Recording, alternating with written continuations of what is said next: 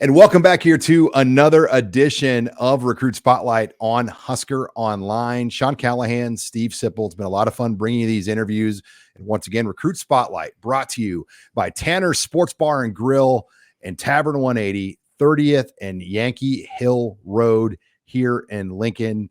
And let's welcome in arguably one of the more high-profile guys we've had here on the show to Recruit Spotlight, Steve Sipple, the number one ranked offensive tackle in the country. Yes, Brandon Baker joining us here on Recruit Spotlight. Brandon, it's an honor to have you here. Modern Day High School. We talked to your teammate as well, Nate Frazier. Welcome to Recruit Spotlight. Yes, sir. Thank you for the opportunity. I read that you play. I read that you play against some of the stiffest competition in the country at Modern Day. Give me an idea what you go up against and how much that's helped you. Yeah, I would say definitely it helps tremendously. I would say how good is that competition? I would say I believe the best in the nation for high school football. Go against guys such as Mateo Ungalale, a 5-star D end out of St. John Bosco. Okay. A couple other players such as Sua. I'm not quite sure how to say his last name. He actually signed with Nebraska with this following class. It's really just overall a lot of talent.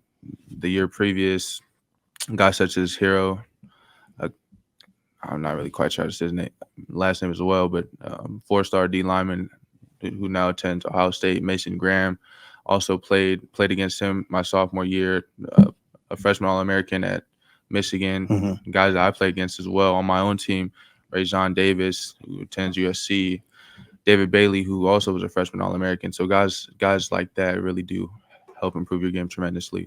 And Brandon, you had an older brother that played at Oregon? Yeah, correct. Just watching him, how much has he taught you about the game, and what have you learned just from him going through the recruiting process before you? Yeah, he definitely just likes to remind me that. Sure he does. Great picture. Is that your brother right there? No, sir. That's Paris Johnson, one of the top offensive tackles in this Ohio upcoming State NFL draft. Yeah.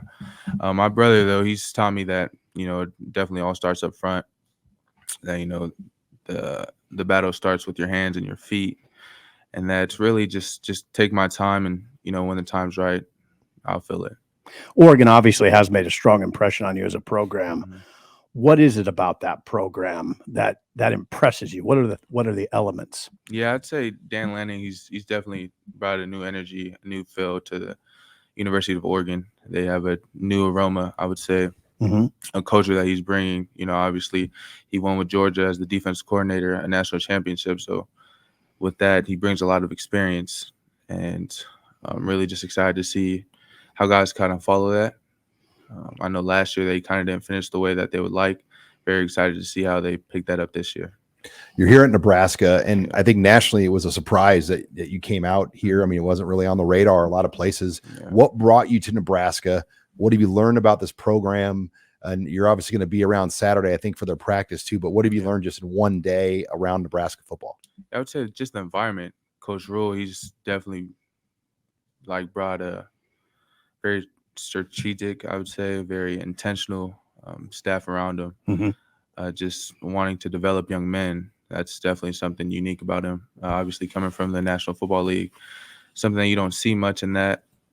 And I really like how he emphasized on, they're not here to just develop us as football players, but as well as men. Right. So, yeah. You have, I've read some stuff about you. You point to 3 aspects in a program as being especially important.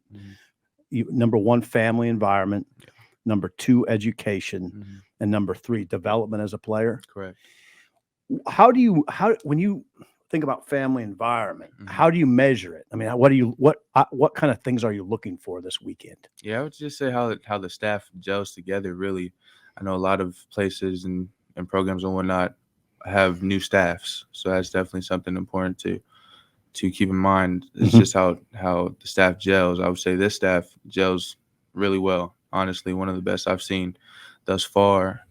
And I think a key part of that is Coach Matt. He brings a lot of his ex-players in. Yes, I think he said about 16 of them are on staff, so they have good chemistry just off the bat. So that's definitely something that's really important. That's a good point, Brandon. And you talked a lot about your timeline. We talked about it the day before, but what is your thoughts on official visits? I mean, are you a guy that wants to use them in June in the summer months? Are you, I mean, are you someone that wants to maybe hold those visits and wait till the regular season to possibly take in some home games? Yeah, I would say the way it's looking now, I could see myself taking about 2 during the summer. Kind of not just cramming all of them in the month of June due to Camp Monarch. We have summer football during June. Okay. So I could see myself at the moment taking 2 during summer and then just kind of see how it goes from there. Possibly 1 or 2 during season, and if not 1 after season. Okay, I know we're bouncing around a little bit here. Just stay with me. You give a lot of credit to the former modern-day coach Bruce Rollinson. Yeah. He emphasized the importance of discipline.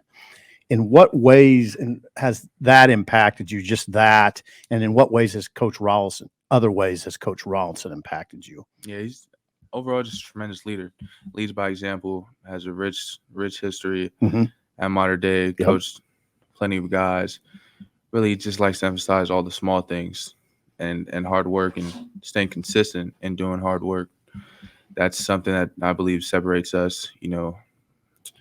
Friday night games, from Friday night, the next morning we have prowlers, lift, and then film from the previous night. And I'd say just building habits like that are really key and important to building a winning culture. And I feel like he's done a great job doing that. I asked your running back this, Nate. You play a brutally tough sport. It's always that's always made an impression on me. What attracts you to it? Yeah, I would just say, honestly, just being able to kind of, I mean, I don't want to say this, in like any bad way or not, anything like that, but really just dominating that person in front of you. Yeah. Offensive lineman, we, we're going at it every single play, really. Yeah. So just being able to know that, each and every play I'm going to continue doing what I'm doing each and every play, and it's not going to stop. I would say that's really what I like. That makes sense. We're joined here on Recruit Spotlight by Nate Frazier, the nation's #1 ranked offensive tackle. Recruit Spotlight brought to you again by Tanner Sports Bar and Grill, Tavern 180 here in Lincoln on 30th and Yankee Hill Road. I'm curious, being the #1 ranked offensive tackle in the country, that's a premium position. That's a first round draft pick, top 32 overall guy in the NFL draft someday. What is the attention like? I mean, when you talk about DMs, texts, conversations from coaches, what is that like in your shoes, and how do you deal with it? Yeah, I would say just really keeping a level head. This is something that I've always wanted, something that I've had an aspiration for at the age of 12. Since 12. Yeah. So now being able to achieve and accomplish that, just realizing that this is just the beginning. I have a lot of colleges, a lot of, DMs and whatnot, but really just trying to stay focused on what it is I need to do. We have, transitioning to a new head coach, and really just being able to lead by example for the younger guys and being able to lead, take that role, entering this new season, and really just not try and get distracted in this whole recruiting process, knowing that it's not always going to be rainbow and sunshines. Right. This is just recruiting. It's going to be completely different once you do decide. Sean, I just got one more. This is quite a process you're going through. Yes, sir. Do you enjoy it? Yeah, I would definitely say so. Yes, sir. 100%. It's just crazy to think about, watching guys, I know you guys showed the picture of Paris Johnson. Yeah.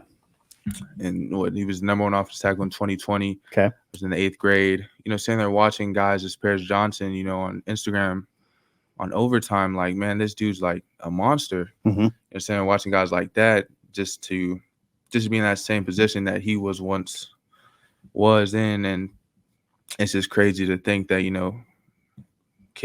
little kids and, kids are not looking at me as that, and being able to, pull up my YouTube channel and like, when I grow up, I want to be like Brandon. Yeah. So it's definitely something that's really inspiring and really, really blessed and grateful to have this opportunity. It's a big responsibility. Yeah, let's plug your YouTube channel a little bit, because I've checked it out, and you provide some pretty cool all access on that YouTube channel, on some of your trips, some of your places.